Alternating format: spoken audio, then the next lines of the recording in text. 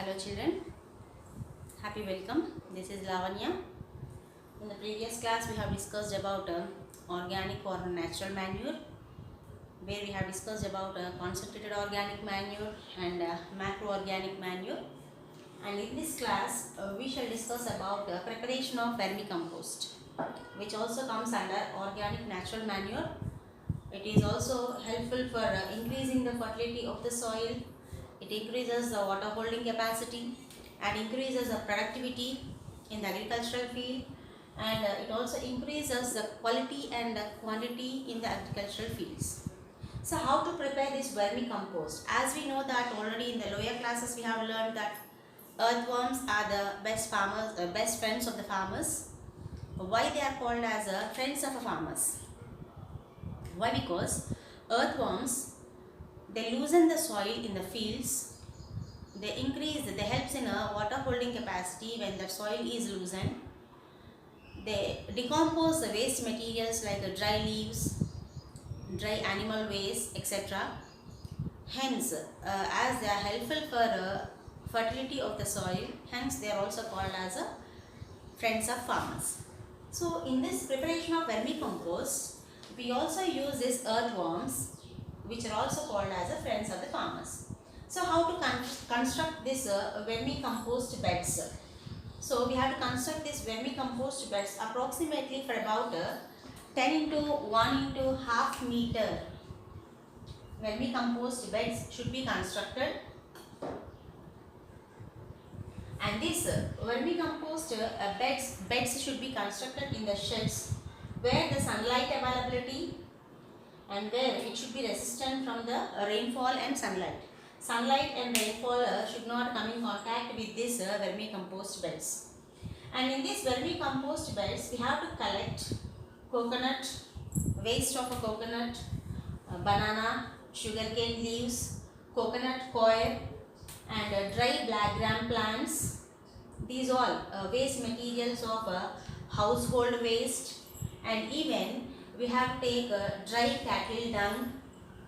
We have to make all these waste in the form of 3 to 4 inches in the form of different layers. In the first layer we have to put a coconut coir, then next sugarcane leaves, and in the next line we have to put a dry black gram leaves, and then it should be wet in between these each and every layers. And then next after that we have to put some household waste like fruit peels, vegetable peels, waste papers, etc.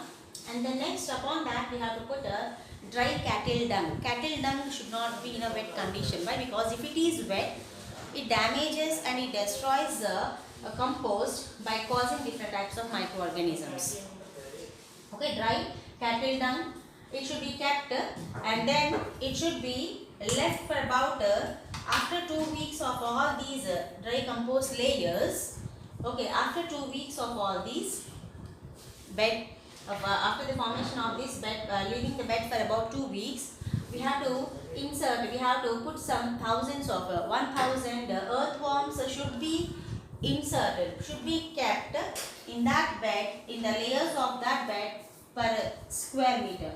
For each square meter, we have to put approximately about 1000 earthworms in that, and it should be covered with the gunny bags. Why it should be covered with the gunny bags means it has to be maintained approximately for about 30 to 40% of moisture should be maintained. To maintain that moisture in that bed, in that vermicompost bed, it should be covered with the gunny bags. And after that, so you have to leave it for about a few days. Okay, and after these all preparations, the first manure can be collected after 60 days. The first manure will be collected after 60 days, and that manure can be applied in the fields, okay, and which increases the fertility of the soil and which minimizes the utility and usage of chemical fertilizers. And then next, after 60 days we can collect first manure, and after collecting the first manure, and after 40 to 45 days, after collecting the first manure, after 40 to 45 days, we can collect the second second manure. Why it takes very less days? Why it takes a less period of time to collect the second manure means already the earthworms were there in that, already the bed was prepared, and it is ready. Half of the manure is readily present in the vermicompost bed. Hence, it takes very less number of days to collect the second manure.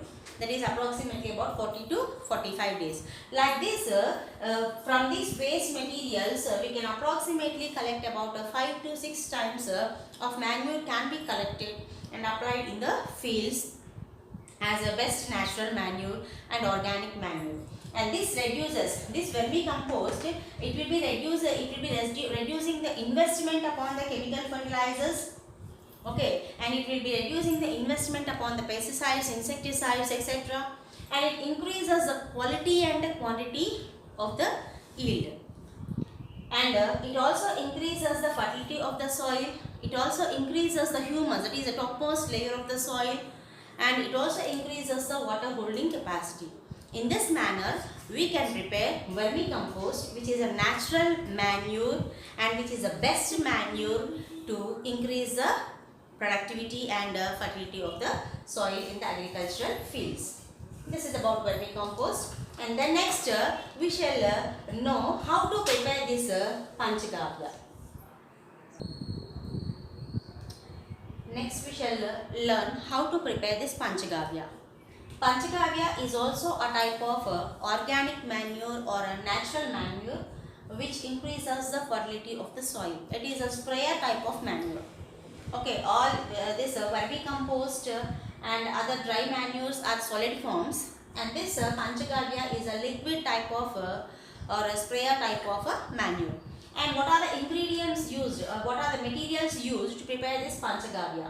So the different types of materials which are extracted from the cow, that is milk, cow milk, curd, ghee, dung, cow dung, and cow urine. Okay, urine of a cow should be mixed and it should be settled for about 4 days. All these materials are mixed together. Curd, milk, ghee, dung of the cow and urine of the cow are mixed together, and it should be settled for about, it should be kept in an undisturbed position for about 4 days. And then on the 5th day, again it should be added with the urine of a cow, milk of a cow and curd of a cow. And these urine, milk and curd should be added to these before days material, and then it should be added with kallu. It should be added with kallu, and then next coconut water, sugarcane juice, and then next banana paste. These all should be mixed in these ingredients, along with these ingredients, and it should be kept away for about 10 days.